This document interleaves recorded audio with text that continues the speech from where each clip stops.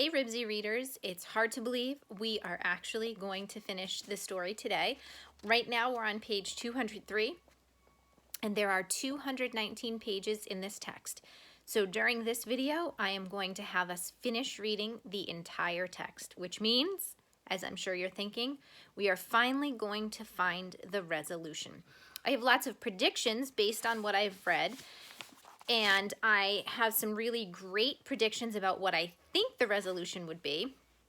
And I really am hoping in my heart as a pet owner and coming at the story from that perspective, I'm hoping that the resolution will be that Henry and Ribsy are reunited. However, I know that this is also a series of books that the author Beverly Cleary has written, so there is that possibility that maybe the resolution isn't that they find each other in the end. If we think back to the Nicholas stories and that particular series, the resolution doesn't come at the end. There's always a positive thing that happens for Nicholas. However, the resolution of finding the journal and bringing it back hasn't happened yet. See, there's also an opportunity for that power of yet. I'm sure you can see that today I am wearing my Red Sox gear, and that's because today was supposed to be opening day of the Red Sox baseball season. And unfortunately, that wasn't able to happen today, but I'm using the power of yet, and I'm thinking to myself positive thoughts by saying, you know what, it's not happening right now, but they are saying that it should be able to happen later in this year and not as far out as we might be thinking that it might happen, and that it might even happen as early as June or maybe even July. So if I'm feeling bummed out about the fact that baseball's not starting right now, there are some things that I can do to manage those feelings. I'm not going to let myself stay in the blue zone or let myself get into the red zone about it. Some of the things that I might do are, like I did today, put my Red Sox gear on. It already makes me feel better. Does it make me think of how much I want to be watching a new Red Sox game? Sure it does. But what am I going to do to deal with that? Maybe I'm going to go to a channel like ESPN and I'm going to look for old Red Sox games that have happened. Or maybe I'm going to go onto YouTube if I have permission. I don't need permission because I am an adult. You do need permission because you are students. Maybe I go on there and I look for some videos of older Red Sox games that I might have remembered, like the 2004 ACLS. Those were fantastic games to watch. So there's things that you can do. There's actions that you can take to help you change your zone. What are some other things that I might do? I might use the power of thoughts. I might say to myself, this is what's happening right now, but this is not what's going to be happening forever. All right, a little time for us to do a quick social lesson just then, but now let's get back to what happens with Ribsy. At the sound of the voice he loved, Ribsy went wild. He barked until he was hoarse. Not until he was a horse, until his voice was hoarse. In his excitement, his hind feet slipped through the fire escape. Terrified lest he fall through, he scrambled frantically to regain his footing on the metal bars. When his feet were planted safely once more, there was no sign of Henry anyplace. This terrified Ribsy even more. Henry had gone off and left him again. He barked so hoarsely and so wildly that even the body and fender men heard him. One of them came to the back door of the shop and looked up at the dog on the fire escape. "Well, I'll be doggoned," he said, pushing his greasy cap back on his head. "How did you get up there?" Ribsy whimpered anxiously. He felt better just having someone speak to him. "Hey, Bert," the body and fender man called to someone in his shop. "There's a dog up on a fire escape." "Huh, no kiddin'." Bert appeared and looked up at Ribsy. "Well, what do you know? How do you suppose he got up there?" Ribsy tried to tell the men that he had to get down, that he had to run down the street and find Henry Huggins before he got so far away he would never find him again. "What do you think we should do?" asked the body and fender men. Here is the moment of Henry seeing Ribsy for the first time and calling up to him. You can see that Henry is over here on this page, and you can see Ribsy up here, up on the fire escape. Bert shrugged. "Probably some kid put him up there. Most likely, it was Larry. He'll probably get him down again." "Yeah, I guess you're right." The two men knew Larry, who often came into the shop to admire some of the wrecked cars. Suddenly, Ribsy saw Henry Huggins appear from around the side of the building. "Ribsy!" the boy shouted. "I found you!" This time, Ribsy barked for joy at the sight of his boy down below. Funny place to lose a dog," remarked the body and fender man. "I didn't lose him," explained Henry, his eyes fixed on Ribsy. "I lost him a month ago at the shopping center." "Then what's he doing up there?" the man asked. "I don't know," said Henry. All that really matters was that he had found his dog at last. "All I know is I was talking to him on the telephone, and then he started running, and then nobody had seen him after that." The two men looked at each other, shook their heads, and turned to go back into the shop. One of them said something that sounded like, "That poor kid. He must watch too much TV." The other said, "Yeah, my boy watches those talking animal programs too, but he doesn't believe them like that kid does." Next, Ribsy saw Henry's mother and father come around the corner of the apartment house. "I finally found a parking space," remarked Mr. Huggins, and looked up at Ribsy. "Well, hello there, fellow." Ribsy made eager, anxious noises. Surely his family would not go off and leave him here. "See, Dad," said Henry, "I told you if we just drove around in this neighborhood, we were sure to find him. I told you he couldn't be too far from that Joe's house." So let's think for a minute at the type of expression I'm using when I'm reading. Do you think that that's how Henry would sound right now? If you had just found your dog who had been missing for over a month, would you be excited if you were doing what Henry was doing? "You were right, Henry," said his mother. "And now we don't have to argue with that boy Joe about who owns him. But how on earth do you suppose he got up there?" Ribsy whimpered again to remind Henry that he would like to get off of this thing. "What worries me is how we're going to get him down," said Henry. By this time, Larry Biggerstaff had arrived. He had been sitting on the front steps worrying about how he was going to get rid of the dog when he had noticed 3 people hurry down the side of his apartment building and had overheard the words "dog" and "fire escape." "That's easy," Mr. Huggins was saying. "I'll just go ring the bell and tell the manager that we want our dog back." "Oh, please don't do that," begged Larry, bursting into the conversation. "The dog is not supposed to be up there, and I'll catch it if the manager finds out about him. She might even evict me and my mother like she always says she's going to." Ribsy barked again to remind the people below that he was still up there. "Shh," hissed Larry. "I don't get it," said Henry. "What's he doing up there?" "Well, I was playing out in front with this old tennis ball that I have." From the way Larry spoke of the tennis ball, it was easy to tell he didn't think much of it. "Then this dog came along and wanted to chase it. And, well, I got to thinking he might be hungry. And so I started to take him inside. And then the manager started chasing me. And I shoved him out on the fire escape to hide him. And, well, I've been sitting out on the front steps trying to figure out how I was going to get rid of him without the manager seeing me." "I see," said Mr. Huggins. "Well, you just get him down," said Henry, "and fast." "Now, Henry," said his mother. "I didn't put him on the 3rd floor," said Larry, as if this helped the situation. "I put him on the 2nd floor. He climbed up to the 3rd floor on his own." Ribsy was so eager to get down, he put a paw on the ladder-like steps.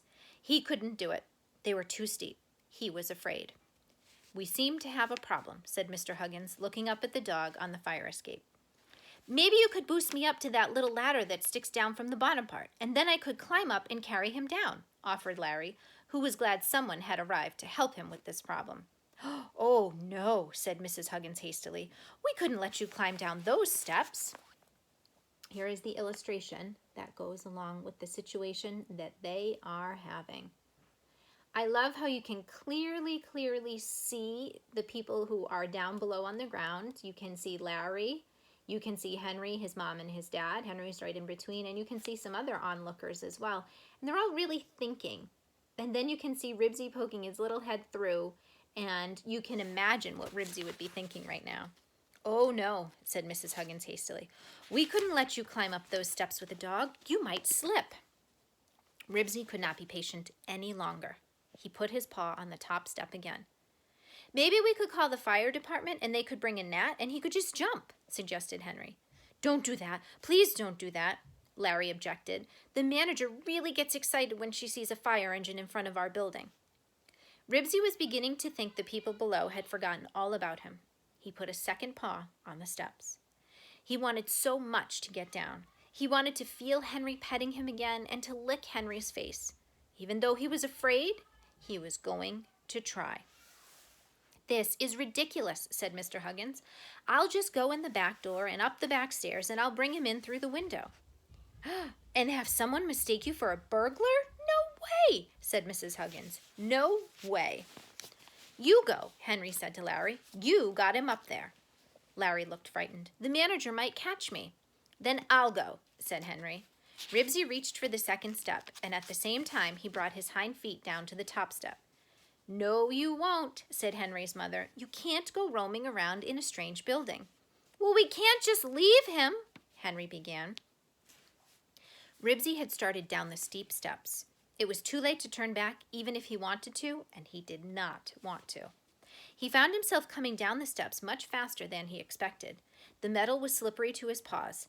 Halfway down, he slipped and tumbled, yelping to the bottom. And there he was, with his feet dangling in space again. Look at what Beverly Cleary has done here. She's made this really, really, really already exciting situation even more exciting. One thing I do have to say for Ribsy, though, is he's not letting himself get stuck in the dip. He's scared, but he's doing something to help himself. "Hey, look!" Henry pointed. Everyone was looking at Ribsy. "He got down by himself. That proves he wants to come home to us." Ribsy picked himself up and scrambled around trying to find places to set his feet. "Did you hurt yourself, Ribsy? Are you okay?" Henry asked. Ribsy managed to set his feet on the slats of the fire escape. "Woof," he said, and wagged his tail to show that he was all right.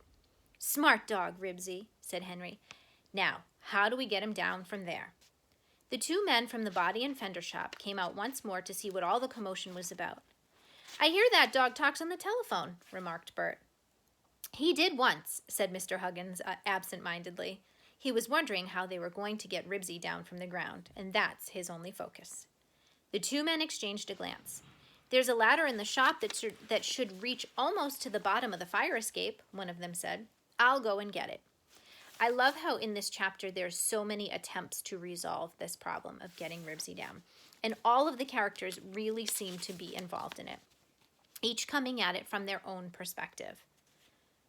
He returned in a moment with a paint-spattered stepladder, which he set up under the fire escape. It almost reached the metal ladder that extended down from the fire escape. "I'll go, Dad," said Henry, eager to get his hands on his dogs again.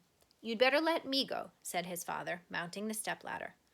With help so near, Ribsy barked joyfully. "Shh!" hissed Larry. Mr. Huggins climbed the stepladder and then the short ladder that was part of the fire escape. He crawled through the opening in the lower level of the fire escape and picked up Ribsy.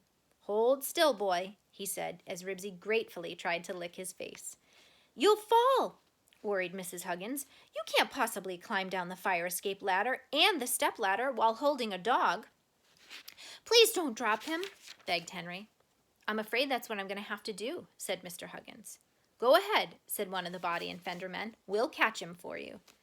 Ribsy felt himself being lifted over the railing of the fire escape, and then he experienced a terrible moment of panic as he fell through the air. Suddenly, everything was all right. 4 strong hands caught him.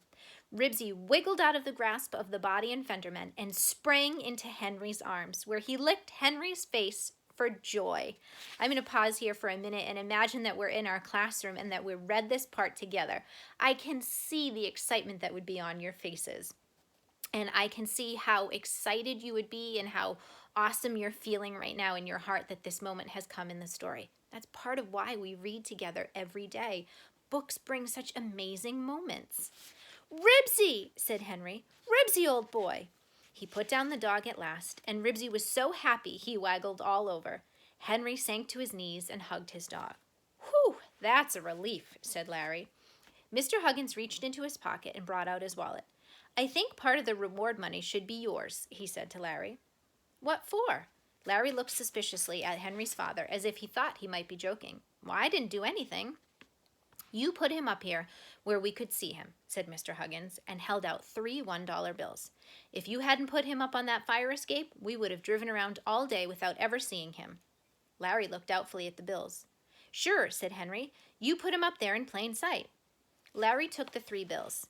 "Thanks, I can buy a good ball with this." He grinned at Mr. Huggins and at Henry, and then he petted Ribsy. Ribsy was so happy he wiggled all over for Larry, too.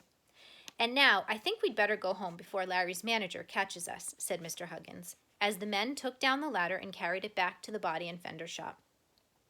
"I wonder if that dog knows how to dial the telephone, too," remarked Bert. "If he does, he should be on TV," answered the other man. Henry, his parents, and Larry walked along the side of the apartment house, with Ribsy bounding alongside beside them. In front of the building, they ran right into Mrs. Creech, who was sweeping the front steps. "I knew you had a dog, Larry Biggerstaff," she said. "Wait till I tell your mother." "Oh, I'm sorry. There must be some mistake," said Mr. Huggins politely. "This is our dog. He never belonged to Larry." "But," began Mrs. Creech. "Nope," said Mr. Huggins firmly. "Nope. This dog is ours, and he has been for several years. We just misplaced him for a little while." Mrs. Creech didn't know what to say, so she just went back to sweeping her steps. Henry opened the door of the station wagon, which smelled like a new car. "Hop in," he said to Ribsy. Ribsy accepted the invitation. He jumped in and settled himself on the seat. This time, he knew he was welcome. Henry climbed in beside him. He picked up the leather collar that was lying on the seat and fastened it around Ribsy's neck. Ribsy thumped his tail on the upholstery. Mrs. Huggins smiled at Ribsy and did not say a word. Ribsy could ride in the new station wagon all he wanted. And here is that final illustration from the text. So that ends our story, Ribsy. Tomorrow, we're going to start a new read aloud, which is titled Socks. Thank you so much for listening to the story with me, and I will be sure to post more later today, including a cool new math activity.